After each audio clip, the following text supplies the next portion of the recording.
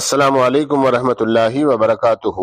معروف عالم دین مولانا جلیل احسن ندوی رحمہ اللہ کی مشہور و معروف کتاب سفینہ نجات کے باب اخلاقی خوبیاں ذیلی عنوان نبی صلی اللہ علیہ وسلم کی بعثت کا مقصد حدیث نمبر 271 پیش کرنے کی سعادت حاصل کرتا ہوں۔ بسم اللہ الرحمن الرحیم۔ رسول اللہ صلی اللہ علیہ وسلم نے ارشاد فرمایا، مجھے اللہ کی طرف سے بھیجا گیا ہے تاکہ اخلاقی اچھائیوں کو تمام و کمال تک پہنچاؤں۔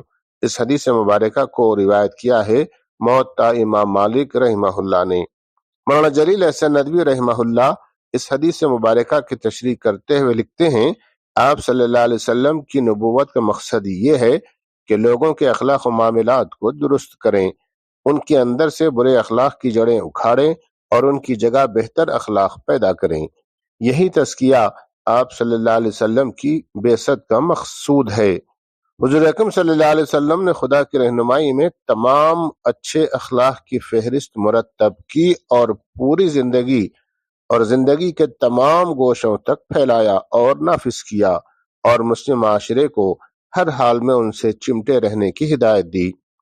حسن اخلاق میں کتنی وسعت ہے، اس کا اندازہ حضرت عبداللہ بن مبارک رحمہ اللہ کی ان الفاظ سے کیجئے، وہ طلاقت الوجہ و بدل المعروف و کف الاذی، یعنی حسن اخلاق یہ ہے خوش روئی سے ملنا، غریبوں پر مال خرچ کرنا اور کسی کو تکلیف نہ دینا۔